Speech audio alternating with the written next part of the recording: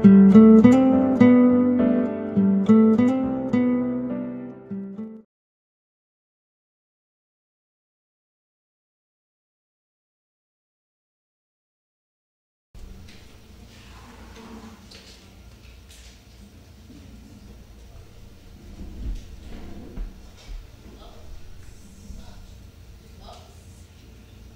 gabi sa ating lahat, mga kapatid.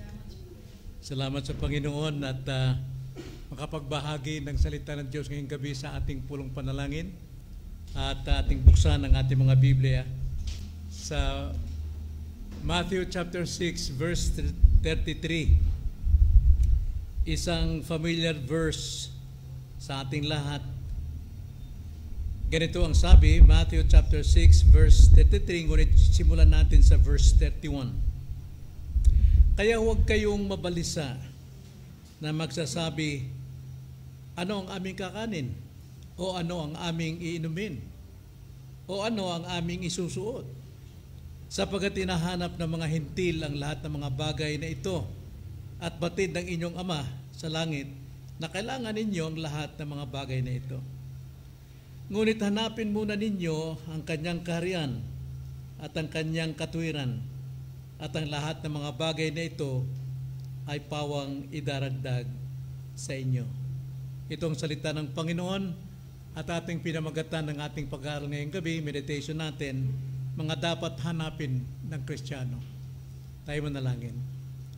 Panginoon, nagpapasalamat kami sapagkat ang salita ninyo ay malaya pong aming binuksan ngayong gabi. Nawa buksan nyo rin po ang puso ng bawat isa upang maunawaan namin ang nais nyong ipahayag sa amin ngayong gabi para po sa aming pamumuhay bilang mga tao ninyo na sana lumago at tumibay ang aming pananampalataya at pagtitiwala at pamumuhay sa katuwiran. Ito ang aming dalangin sa pangalan ng Panginoong Hesus. Amen. Sa akin pong edad na mag-75, madalas na nangyayari sa akin na hinahanap ko lagi yung salamin ko. Pabalik-balik ako sa kusina, sa kwarto, hinahanap ko yung salamin ko, alalang-alala ko dahil gusto ko mag-aral. Paano ako hindi makapag-aral? Pero mamaya, natatawa na lang ako dahil suot-suot ko pala yung salamin. Hindi ko pansin na suot-suot ko, nakakalimutan ko. Well, ganito rin po may lalarawan ng buhay Kristiyano. Marami tayong hinahanap tulad itong bagong taon. Gusto natin may makita tayo sa New Year na panibago na makapagbigay sa atin ng sigla. Pero sa totoo, bilang Kristiyano, yung hinahanap natin, taglay na natin, nasa atin na. Ngunit, hindi natin nakikita. Tayong lahat bilang Kristiyano, tayo ay nasa kaharian ng Diyos. Ngunit, minsan, hinahanap natin nasaan ang kaharian ng Diyos. Gumagasta tayo ng panahon, ng salapi, upang makita natin sa pag-asang tayo ay mabigyan ng kapayapaan, kagalakan, katiwasayan, at pagpapala. Pero sa totoo, ang sabi nga sa John 3:5, malibang ipanganak ang tao sa tubig at espiritu, hindi siya makakapasok kung hindi niya makikita ang kaharian ng Diyos. Bawat mananampalataya, bawat ipinanganak na muli, nasa kaharian ng Diyos. At itong problema sa atin, kadalasan, hindi natin nakikita ang kaharian ng Diyos. Kaya ngayong gabi, sa ating pag-aaral, tignan natin yung dapat nating makita sa kaharian ng Diyos. Pero dapat nating unawain ano ba ang ibig sabihin ng hanapin. Napakasimpleng alamin natin yung kahulugan ng hanapin. Pero sa English po, ang salitang hanapin is seek. Now, mayroong dalawang uri ng salita na magbibigay sa atin ng kahulugan ng seek. Sa Old Testament, ang seek, ang ibig sabihin ay to pursue or to desire. Sa Greek word naman, ay pareho lang po sa dictionary natin. Nang ibig sabihin ay abutin, habulin, tugisin, or usigin. Yun po yung to seek o hanapin. Ito ang context dito sa bersikulong ito, hindi yung makita natin, hanapin, dahil taglay na natin, kundi ito'y ating abutin or hulihin. Yun ang ibig sabihin. To explore, galugarin, alamin ang bawat aspeto. So meaning to say, hangarin na kilalanin. So sa kontekstong ito, gagamitin natin yung salitang hangarin or ating kilalanin. So kung ating babasahin ang Matthew 6:33, ang sabi rito, ngunit hangarin o kilalanin muna ninyo ang kanyang kaharian at ang kanyang katwiran at ang lahat ng mga bagay na ito ay idaragdag sa inyo. So ang talatang ito ay bahagi ng pangangaral ni Jesus sa bundok ng Gerizim, sa sermon sa bundok, kung saan itinuturo ng Panginoon sa kanyang mga tagasunod kung paano dapat nilang isentro ang kanilang buhay sa kaharian ng Diyos, ang kanilang pangugali, at hindi sa mga material na bagay. Kaya ngayong gabi sa ating pag-aaral, upang matagpuan natin o ng Kristiyano ang kaharian ng Diyos, upang makilala natin ang kaharian ng Diyos, may 4 na paraan. 4 na paraan sa ating talata. Una, hanapin o hangarin natin ang dapat unahin sa Diyos. Na alam natin salitang unahin. Ibig sabihin, yung unahin, hindi pwedeng ihuli, hindi pwedeng igitna, kundi unahin, nangangahulugan, alam mo ang priority. Kaya ang sabi ng Panginoon sa ating text, verse 33, ngunit, hanapin muna ninyo. Yung salitang ngunit, alam natin, ito ay pangangatuwiran ni Kristo o salita ni Kristo batay sa konteksto na itinuro niya ng mga Kristiyano tulad ng sanlibutan na masyadong abala at alalang-alala sa mga bagay na material, pagkain, inumin, pananamit. Tanging mga hinti lamang ang nagbibigay ng panahon sa mga bagay nito. Kaya ang sabi ng Panginoon, alamin nyo what is your priority. Ano yung dapat yung unahin. Kaya ang salita rito, ngunit hanapin muna ninyo. So nagtuturo ang Panginoon sa atin, first of all, upang ating maabot yung bagay na kailangan natin, dapat alam natin ang ating prioridad. Dapat alam natin kung ano yung dapat nating unahin sa buhay Kristiyano. At alam natin ang unahin dito ay kaharian ng Diyos. So pag sinabing hanapin ninyo, ito ay isang bagay na kung saan hinihimok tayo bilang Kristiyano na hanapin natin, kilalanin natin ang dapat nating kilalanin. Unahin natin siya. Planuhin natin, desisyonan natin, aksyonan natin, na hangarin, na kilalanin yung prioridad sa buhay natin. Kailangan natin itong makita. Dapat malinaw ang ating prioridad.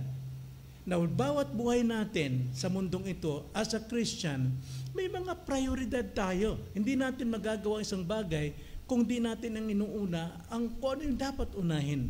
But when it comes to the kingdom of God, dapat alam natin kung sino yung dapat at ano yung dapat na priority natin. Dapat alam natin kung ano yung unang dapat nating gawin. Matuto tayong gumawa at manghawak sa ating prioridad. Ikalawa, nakita natin mayroon tayong prioridad. Ikalawa, hanapin o hangarin natin ang anong nasa Diyos. Ano yung nasa Diyos? Ano ba yung nasa Diyos? Basahin natin muli ang ating teksto. Ngunit hanapin muna ninyo ang kanyang kaharian. So hindi na natin hanapin sa ating mata. Nandiyan na tayo sa kaharian ng Diyos. Ang dapat nating alamin ay pagsikapan nating kilalanin, alamin, ano ba itong kaharian ng Diyos. So, ang paghahanap ng kaharian ng Diyos ay nangangahulugang sikapin nating kilalanin. Now, alam natin, Hosea 4:6, My people perish for lack of knowledge. Bakit po? Hindi hinahanap eh. Andyan na po ang kaharian, pero hindi naging prioridad. Kaya hindi natin ito nakikita. So ang ating pagsisikapan dito sa kaharian ng Diyos ay yung ipamuhay natin ang prinsipyo ng Diyos. Ano ba yung prinsipyo ng Diyos? Ibig sabihin, ipamuhay natin ano yung sinasabi ng salita ng Panginoon. Hindi tayo makapamuhay sa sarili nating paraan lamang at lakas. Dapat mayroon tayong gabay ng prinsipyo ng Diyos. Ito yung kanyang salita. Na magkaroon tayo ng banal, matuwid, matapat na pamumuhay. Malibang hindi natin unahin ang kaharian ng Diyos, hindi tayo makapamuhay bilang mga mamamayan ng kaharian, kundi nagiging mamamayan ng sanlibutan. Ang kaharian ng Diyos o nasa Kristiyano, hindi sa future, hindi darating, kundi nandiyan na tayo. Pagsikapan nating alamin ito, bawat aspeto sa buhay natin. Kaya nga, ang sabi nga ng Panginoon kay Nicodemo, malibang ang tao ay may panganak muli, hindi niya makikita ang kaharian ng Diyos. Malibang ang tao ay mapanganak sa tubig at espiritu, hindi siya makakapasok sa kaharian ng Diyos. Now, alam natin si Nicodemo, siya isang guro ng banal na kasulatan, tagapagturo, membro ng Sanhedrin. Pero sa kanyang pangungusap at sa kanyang pamumuhay, hindi pa niya nakikita ang kaharian ng Diyos. Pero tayong Kristiyano, alam natin ito, nandiyan na tayo. Pero ang problema sa atin, hindi natin ito pinagsisikapan. Hindi natin ito hinahanap. Dapat lang hanapin natin sa ating pamumuhay. Dapat yung ugali natin nakabatay sa kaharian ng Diyos. Yung mga plano natin, yung mga hangarin natin, yung pag-ibig natin ay hindi dapat sa sanlibutan, kundi sa kaharian ng Diyos.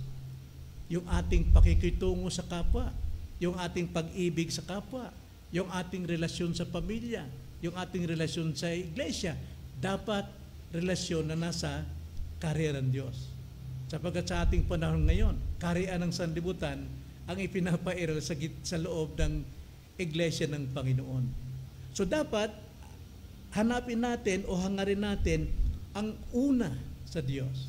Ikalawa, hanapin natin hangarin ang nasa Diyos, ang kanyang kaharian. Ikatlo, hanapin natin hangarin ang katangian ng Diyos, the attributes of God. Sapagkat kung wala ang attributes ng Diyos sa atin, mga kapatid, tayo ay isang taong kinasusuklaman at tayo'y patungo sa kapamakan. Nasa atin na rin yung katangian na yun, binigay sa atin ni Kristo. Pero, kailangan pa rin nating hanapin. Basahin natin ang ating teksto. Ngunit hanapin muna ninyo ang kaharian ng Diyos at ang kanyang katuwiran. Yung katuwiran ng Panginoon, yung attributes, yung katangian ng Diyos na ibinigay sa atin. Hindi ng ating sariling katuwiran, kundi katuwiran ng Diyos na kay Kristo. Yan yung katuwiran na dapat nating alamin, hanapin, ipamuhay. Kaya ang katuwiran ng Diyos ay nakikita sa bawat kilos ng Kristiyano, sa bawat kabutihan ng Kristiyano, sa bawat pagpapakumbaba ng Kristiyano, at sa bawat cares ng Kristiyano. Kaya nga, dapat nakikita ito sa atin. Yan ang utos ng Panginoon sa kanyang sermon sa the Mount, di ba? Matthew 5:16. Ang sabi ng Panginoon, pagliwanagin ninyo ng gayon ang inyong ilaw sa harap ng mga tao upang makita nila ang inyong mabubuting gawa, ang katwiran ng Diyos na nasa inyo, at luwalatiin nila ang inyong mga ama na sa langit. Hindi sila matututong magluwalhati sa ating Diyos kung di makita sa atin ang katwiran. At hindi natin makikita ang katwiran ni Kristo kung hindi natin ito pinag-aaralan, pinagsisikapan na ito'y ating maipamuhay. At panghuli, hangarin natin at hanapin ang kaloob ng Diyos. Hindi magiging walang silbi o magiging self-righteousness yung ating paghanap sa prioridad, paghanap sa kaharian at katwiran, ito'y may bunga palagi. Hindi natin gagawin ito para sa ating sarili. May bunga ito, may kaloob ito. Sa ating teksto, ganito ang sabi. Ngunit hanapin muna ninyo ang inyong kaharian, ang kanyang kaharian at ang kanyang katwiran, at ang lahat ng mga bagay ay idaragdag sa iyo. Nasa context po, kung ating titignan, sa biglaang pagtingin, lahat ng pangangailangan natin sa material ay idaragdag lamang ng Panginoon. Tama, idaragdag. Pero liban doon, bilang Kristiyano, ang idaragdag sa ating talagang kaloob ng Diyos ay ang spiritual na bagay. Mas prioridad yon. Asahan ang bunga ng ating paghahanap sa kaharian at katwiran ng Diyos. Idaragdag ang spiritual na kaloob. Through our obedience, ang lahat ay idaragdag. Ang sabi, lahat ng bagay idaragdag, hindi sinabing minsan idaragdag ng Panginoon. Pero hindi physical palagi. Higit ang spiritual sa kabila ng mga material, spiritual ang napakalaga. Bakit po? Tingnan niyo sa context, verse 31 hanggang 32. Kaya huwag kayong mabalisa na magsasabing ano ang aming kakainin. Yan yung sa context, physical. O ano ang aming inumin. O ano ang aming isusuot. Huwag daw. Bakit? Sapagkat itong hinahanap ng mga hentil. Yun ang kanilang pag-asa, material. But behind that, as a Christian, huwag nating hangarin yan, hangarin natin yung spiritual. Ang sabi ng Panginoon sa verse 33, ngunit hanapin muna ninyo ang kanyang kaharian at ang kanyang katwiran. At ang lahat ng bagay na ito ay pawang idaragdag lamang sa inyo. Ang sinabi ni Jesus dito, hindi natin dapat itong ipag-alala yung mga material na bagay. Hindi yun ang prioridad. Ang prioridad dito is to seek His kingdom and His righteousness. Meaning to say, in summary, hanapin yung lumago kayo sa pagkilala ng buhay sa kaharian ng Diyos at pamumuhay sa katwiran ni Kristo. At lahat ng bagay nito, number one, spiritual. Secondary, ang material, idaragdag sa inyo. Napakalaga po yung salitang ito, hindi ito pang material lamang, kundi pang spiritual. So ang Matthew 6:33 ay isang paalala ng tunay na kayamanan ay hindi matatagpuan sa mga material na bagay, kundi sa relasyon natin sa Diyos. So sa paghahanap ng kanyang kaharian at katwiran, matuto tayong mamuhay ng may layunin, may pag-asa, at may pananampalataya. Harapin natin ang bawat umaga dahil alam natin ito'y tinakda ng Diyos sa pamagitan ng kanyang providensya. So lahat ng bagay para sa ating kabubuti, harapin natin ito sa buhay, pananampalataya, at hindi sa mga pisikal na pagharap ng buhay. Tayo manalangin. Panginoon, maraming salamat po sa gabing ito. Tunay na makapangyarihan ng iyong salita sapagkat ito'y espiritu at nagmumulat ng aming spiritual na paningin, nagmumulat ng aming kalayaan upang kami ay makalaya sa mga pribilehiyo na pang material lamang, kundi unahin namin ang nararapat naming unahin bilang mga anak ninyo, walang iba kundi ang iyong kaharian at ang iyong katwiran. Ito ang aming dalangin sa pangalan ng Panginoong Hesus. Amen.